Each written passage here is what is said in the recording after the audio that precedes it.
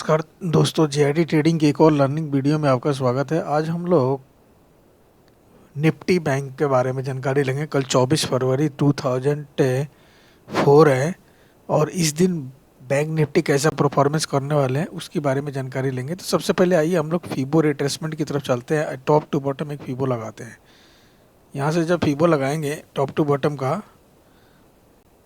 तो आप यहाँ देखिएगा ये 0.6% का एक रिफ्रेशमेंट लेकर डब्लू पैटर्न बनाते हुए मार्केट ऊपर की तरफ जा रहा है। यहाँ देखिए 0.6% पर यहाँ आया और डब्लू पैटर्न बनाते हुए मार्केट यहाँ से ऊपर की तरफ जा रहा है और इस नेक लाइन को ब्रेकआउट भी कर चुका है और यहाँ पर रीटेस्ट भी हो चुका है। तो यहाँ से उम्मीद है कि ऊपर की तरफ रवाना करेगा ये। और इसका एक ट्रेंड लाइन आ रही है, देखिए यहाँ से ये। तो इस ट्रेंड लाइन के हिसाब से मार्केट धीरे धीरे इस ट्रेंड लाइन के आसपास जाएगा। तो यहाँ से बाइंग अपॉर्चुनिटी हम लोग फाइंड आउट करेंगे। अब इसमें देखिए सेलिंग अपॉर्चुनिटी कब आएगी। मान लीजिए कि मार्केट इस लो को, अगर इस लो को ब्रेक करने में कल कामयाब हो गया मंडे के दिन और ये ब्रेकआउट कर दिया यहाँ से, तो ब्रेकआउट के बाद ये धीरे धीरे इस लाइन के ट्रेंड लाइन के आसपास ही पहुँचेगा, यहाँ तक पहुँचेगा ये, यानी डाउनवर्ड की तरफ जाएगा। फिर यहाँ से बाइंग अपॉर्चुनिटी की तरफ धीरे धीरे जाते हुए इस ट्रेंड लाइन को ब्रेक करते हुए ब्रेकआउट करेगा। क्योंकि यहाँ पे 1, 2 और तीसरी बार यहाँ पे गया हुआ है।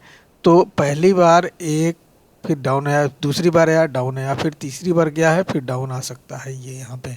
ठीक है, तो यहाँ पे नज़र बनाए रखें, यहाँ से ब्रेकआउट भी कर सकता है या नीचे भी जा सकता है। ठीक है, तो दोनों तरफ अपॉर्चुनिटी मिलने की संभावना है इसमें। आइए 15 मिनट की कैंडल में चेक करते हैं कि हमको कल की बाइंग अपॉर्चुनिटी में कैसे ढूंढना है। अब 15 मिनट की कैंडल में यहाँ देखिए मार्केट इस ट्रेंड लाइन के आसपास मूवमेंट कर रहा है और इस ट्रेंड लाइन के आसपास, ठीक है, इसमें मूवमेंट कर रहा है। तो अगर मार्केट 15 मिनट की कैंडल में देखिए मार्केट अगर नीचे आकर इस ट्रेंड लाइन के आसपास आता है और यहाँ पे कोई बाइंग अपॉर्चुनिटी अगर देता है, तो हम लोग यहाँ से जस्ट ऊपर की तरफ ले जाना पसंद करेंगे, क्योंकि मार्केट इसी रेंज में मूवमेंट करते हुए ब्रेकआउट करेगा ये। ठीक है, तो यहाँ से हम लोग बाइंग अपॉर्चुनिटी की तरफ चलेंगे।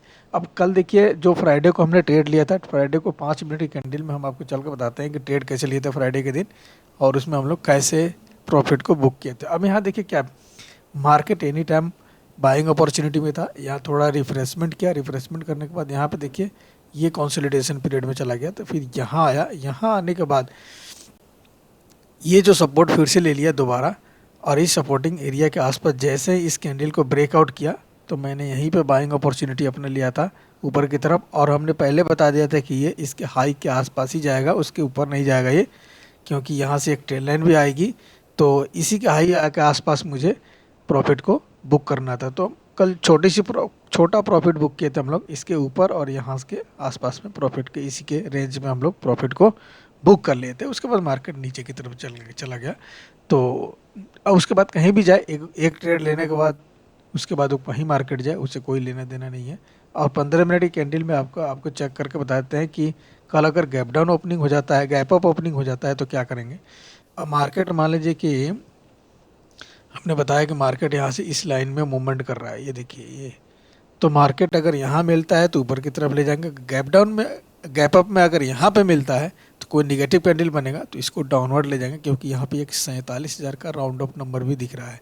तो राउंड अप नंबर से अक्सर सेलिंग अपॉर्चुनिटी की संभावना देखता है। तो यहाँ से हम लोग डाउन लेकर जाएंगे और फिर यहाँ से अगर कोई सपोर्टिंग एरिया मिलता है 46,500 के आसपास, 550 के आसपास, तो फिर यहाँ से हम लोग बाइंग अपॉर्चुनिटी की तरफ जाएंगे। यानी सेलिंग और बाइंग दोनों अपॉर्चुनिटी कल मिलने की संभावना है। लेकिन इस बात का ध्यान रखें कि बड़े प्रॉफिट के लिए ना बैठे, छोटे छोटे प्रॉफिट बुक करें। 1:1 मिल जाए तो ज़्यादा बेस्ट है, 1:2 मिल जाए तो भी ठीक है, 1:1.5 मिल जाए तो भी ठीक है, 1:1 मिल जाए तो भी ठीक है, क्योंकि बड़े इसमें मिलेंगे नहीं। बड़ा तभी टारगेट मिलेगा जब इस ट्रेंड लाइन को ये ब्रेकआउट कर देगा, ब्रेकआउट करके सस्टेन करने लगेगा, तो फिर बड़ी कैंडलें बनने लगेगी, तो फिर उसमें बड़ा टारगेट मिलेगा। और जब आप इस रेंज में मूवमेंट कर रहे हैं तो छोटे टारगेट के लिए ही आप काम करें, छोटे टारगेट पर आप अपने प्रॉफिट को लॉक करें। तो उम्मीद है कि आप समझ गए होंगे कल कैसे परफॉर्मेंस करेगा 24 फरवरी 2004। तो मिलते हैं किसी और एनालिसिस वीडियो में किसी और एपिसोड के साथ, तब तक के लिए धन्यवाद। जय हिंद दोस्तों।